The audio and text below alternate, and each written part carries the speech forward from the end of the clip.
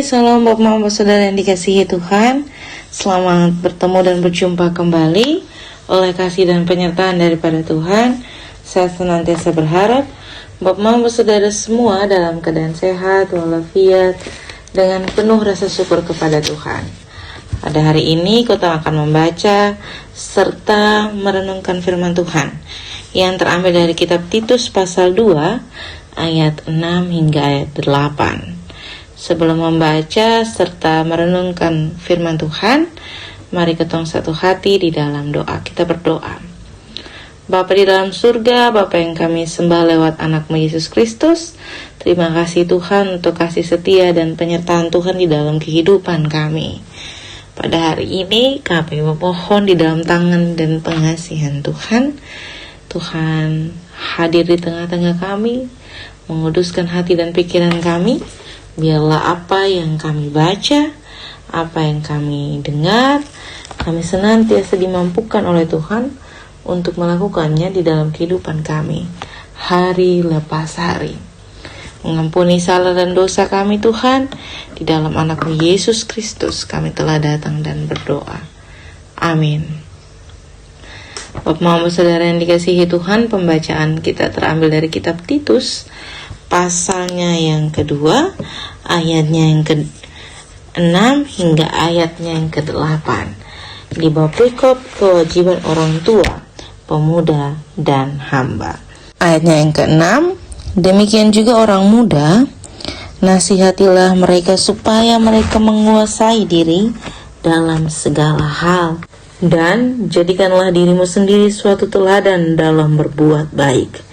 Hendaklah engkau jujur dan bersungguh-sungguh dalam pengajaranmu, sehat dan tidak bercela dalam pemberitaanmu, sehingga lawan menjadi malu.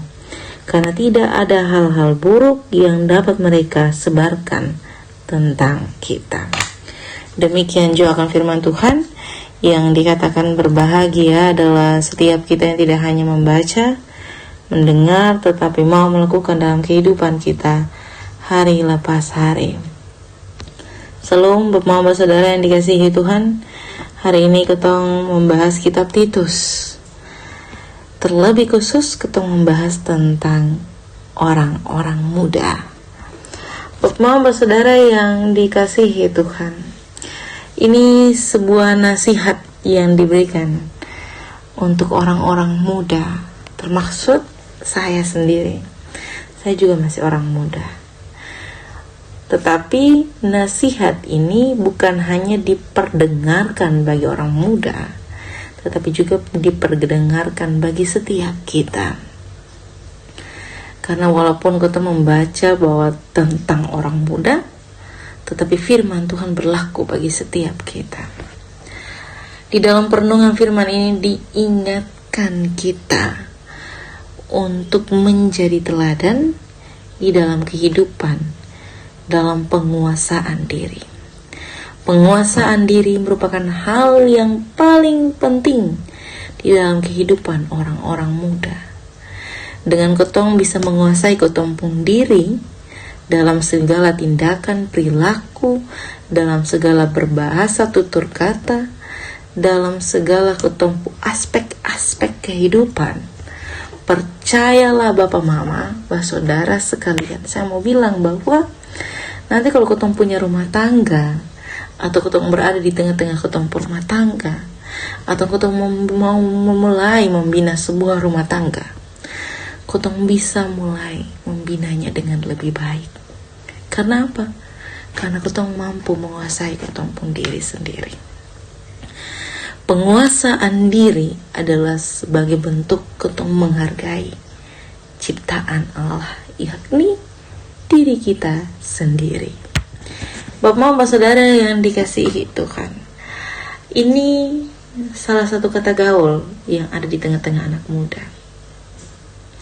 Kalau ketong ada dalam tengah-tengah perkumpulan anak muda, lalu salah satu dari ketong tidak melakukan tindakan yang sama di tengah-tengah perkumpulan itu, entah itu mereka ada duduk main bola, entah itu mereka ada duduk atau mereka ada menari, atau mereka ada duduk minum, atau mereka ada melakukan isap rokok bersama, atau mereka dalam kondisi menggosip, atau dalam kondisi apapun yang berbeda dari sebenarnya ketong lakukan, yang ketong ingin lakukan, atau dari ketong talenta sendiri. Ketong dianggap menjadi seorang yang kurang pergaulan, ketong dianggap sebagai orang yang tidak mau bergaul, ketong dianggap sebagai seorang yang cupu, ketong dianggap sebagai orang yang tidak pantas ada di tengah-tengah pergaulan itu. Entah itu pergaulan yang menjurus ke positif maupun negatif, akan ada terus menerus perspektif seperti itu. Karena apa? Karena setiap manusia itu punya standar dalam setiap pergaulan.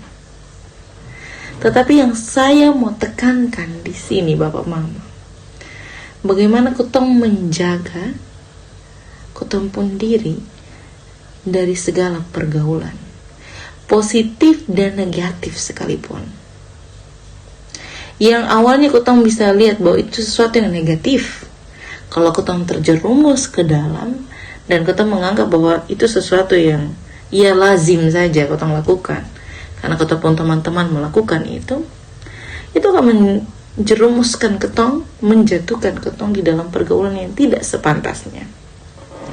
Lalu kalau ketong berbicara tentang pergaulan-pergaulan yang positif dalam tanda kutip seperti menari, bermain bola dan sebagainya, tetapi ketong tidak dapat menguasai ketong pun diri, saya mau bilang Bapak Mama, itu menjadi pergaulan yang buruk.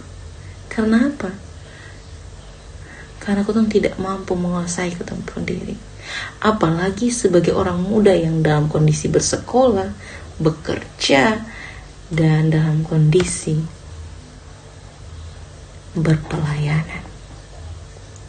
Ketong akan bisa membagi waktu. Karena apa? Ketong takut dibilang sontong main bola. Ketong dibilang bencong karena sontong main bola. Ketong takut dibilang sonde asik karena ketong sontong cara bermake up.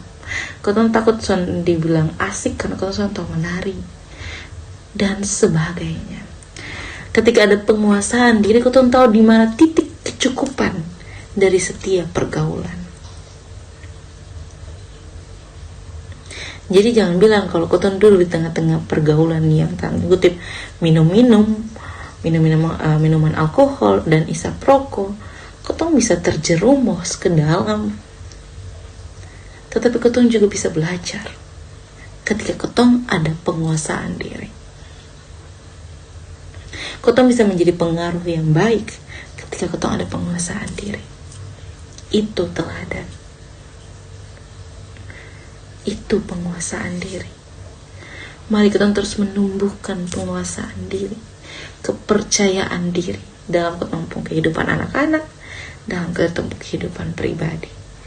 Dengan begitu, ketemu anak dan ketemu pribadi dapat mengambil keputusan hal-hal yang baik yang dapat menolong mereka serta kita di dalam segala keputusan. Selamat menjadi berkat dimanapun Bapak Mama Saudara semua berada. Tuhan memberkati kita semua. Amin untuk firman Tuhan. Untuk menutup renungan pada saat ini, saya mengundang kita menyatukan hati dan pikiran di dalam doa. Kita berdoa. Bapa kami yang di dalam surga, dikuduskanlah namamu, datanglah kerajaanmu, jadilah kehendak-Mu di bumi seperti di sorga. Berikanlah kami pada hari ini makanan kami yang secukupnya, dan ampunilah kami akan kesalahan kami, seperti kami juga mengampuni orang yang bersalah kepada kami. Dan janganlah membawa kami ke dalam pencobaan, tetapi lepaskanlah kami daripada yang jahat. Karena Engkau yang punya kerajaan dan kuasa dan kemuliaan sampai selama-lamanya. Amin. Shalom Bapak Mama Saudara sekalian, selamat beraktivitas. Tuhan memberkati kita semua.